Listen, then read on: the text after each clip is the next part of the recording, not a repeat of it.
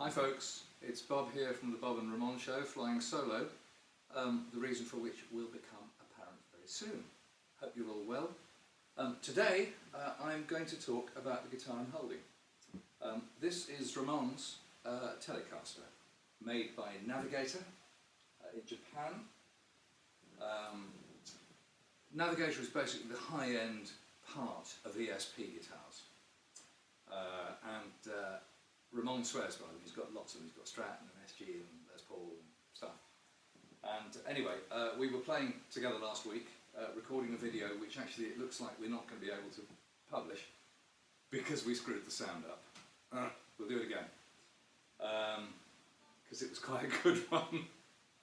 Anyway, and he sent me away from that session with this because he knows that I'm looking at the moment for a real original, probably 1952 Telecaster, which I keep telling people is going to be my last guitar.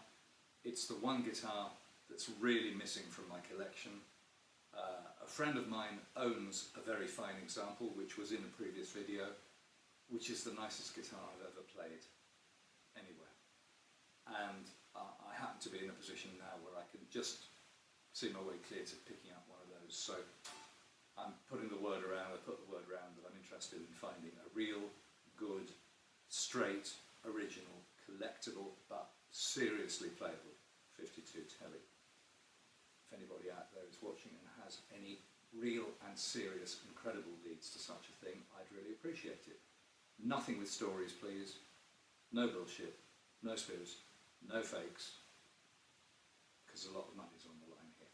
So, advertisement aside, today's Navigator Tele. Ramon asked me to have a look at it and just set the guitar up for him. And several things were wrong with it. The intonation was way off, so the guitar was really playing very sharp up the high frets. The action I thought could maybe be lowered just a little bit. Now, bear in mind that Ramon plays harder than I do. I haven't set this guitar as low as I would set it for myself because he plays harder, particularly his right hand. He spent so many years playing acoustic that he still picks very vigorously. So I've adjusted this for a slightly stronger player than me, not difficult. And what else was on? The truss rod adjustment is fine. I should say he's got 11s on this guitar, and I'm absolutely loving it. I played 9s on Fenders and 10s on Gibsons for years. I've just moved up to 10s on everything and 10.5s on my Les Paul.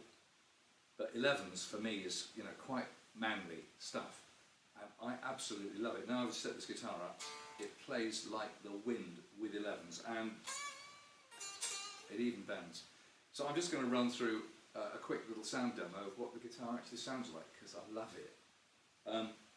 What else to say? The only thing is, I don't know, I think this is the original stock pickup, but this is a Don Mayer pickup in the bridge. A Don Mayer, I think he calls it a 1950, like a broadcaster pickup.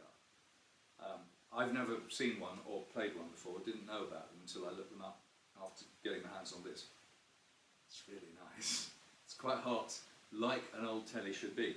So let's just have a fiddle, really. This is the, I should say I'm playing through my usual bog standard vanilla deluxe reverb reissue with my home-built attenuator, which I featured in one of my videos, just to keep the sound level down. It's still a little louder than my voice, but I hope the sound levels aren't going to be too horrible when the recording comes out. So let's have a listen. I'm just going to play first of all some of the neck pickup on...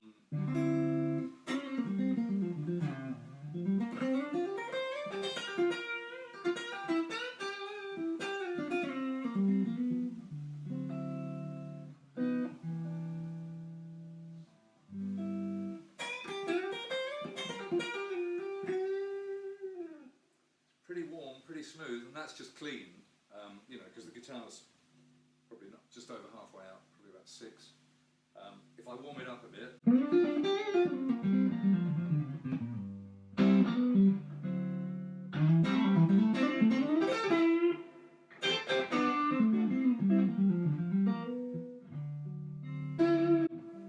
it's quite meaty. That's the neck pickup. The middle position, I'll go back to clean, is really nice. It's that sort of glinty.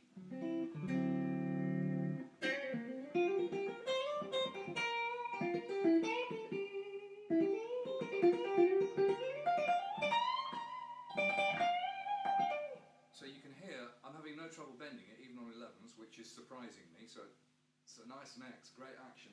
String tension is lovely. Intonation's pretty good all the way up now. Not perfect, but... And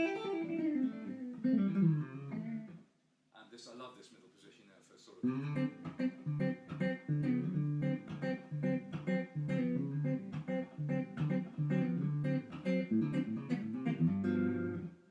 It's got that real glint and gleam to it. I mean, this is definitely, you know, this is feeling and sounding like a telly, and a good telly, no question. But the bridge pickup, it's what everybody goes crazy for. So let's see what the bridge pickup sounds like.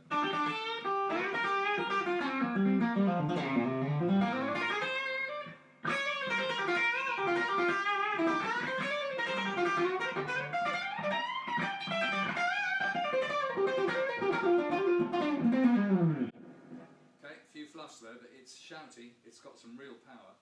I've got the input on the deluxe at about 6, and then held back by the attenuator. If I just give it a little bit more,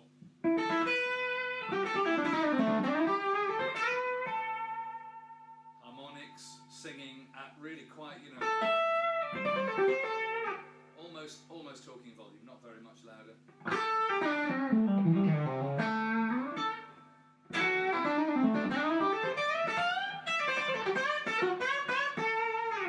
It just cleans up nicely.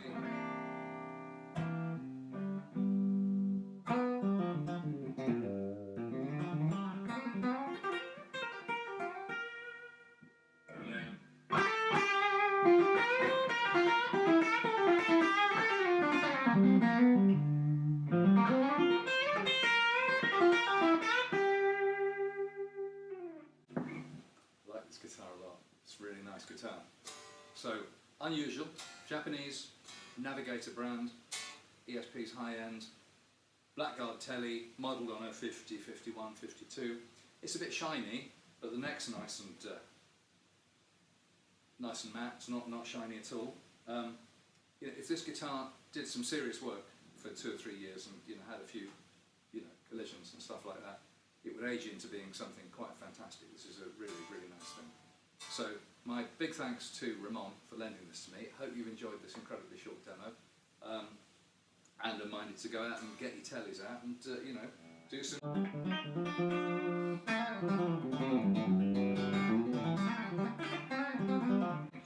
chicken picking. So it's goodbye from me, my Gretsch Duojet, my 73 telly, my workhorse, and Ramon's 2000 and something Navigator with Don Mayer bridge pickup. See ya later.